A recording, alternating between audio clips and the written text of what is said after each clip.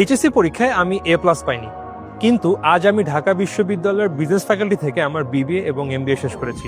এ plus না পাওয়ার দুঃখ আমার ছিল, তবে সেটাকে আমি আমার স্বপ্নের পথের বাধা হয়ে দাঁড়াতে দেইনি। কলেজে আমাকে অনেকেই বলতো এইচএসসি তে এ প্লাস না পেলে একটি ভালো বিশ্ববিদ্যালয়ে চান্স পাওয়া কঠিন হয়ে যাবে। আমি সেই কঠিন কাজকে সহজ করে দেখিয়েছি।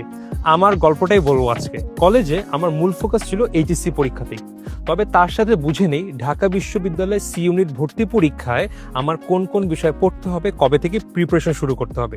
সেই অনুযায়ী আমি একটি রুটিন তৈরি করে নিই, কোন কোন বিষয়ে কেমন সময় দিব, কবে থেকে পড়া শুরু করব, সবকিছু। যেমন বাংলা এবং ইংলিশে আমার কিছুটা দুর্বলতা ছিল, তাই এই সকল বিষয়ে আমি বেশি সময় দিতাম।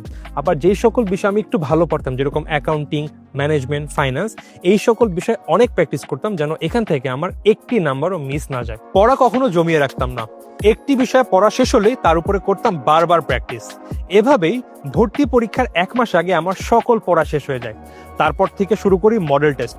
মডেল টেস্টের মাধ্যমে বুঝতে পারি আমার কোন কোন বিষয়ে এখনো কনফিউশন আছে, কোথায় কোথায় আমি বারবার ভুল করছি।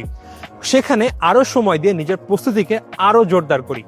সব মিলে আমার চান্স হয়ে যায় ঢাকা বিশ্ববিদ্যালয়ের বিজনেস ফ্যাকাল্টিতে। এইচএসসি তে এ প্লাস না পেলেও আমি কিন্তু ঠিকই আমার স্বপ্নের ক্যাম্পাসে পৌঁছাতে পেরেছি। নিজের এক্সপেরিয়েন্সকে কাজে লাগিয়ে এবার তোমার স্বপ্ন পূরণে গাইড করতে রেডি আমি। একটি সঠিক রুটিন, সঠিক পরিকল্পনা এবং এক্সপার্ট গাইডলাইন ফলো করে নিয়মিত চেষ্টা করলে স্বপ্ন পূরণ হবে তোমারও। চলো চান্স পেয়ে দেখাই।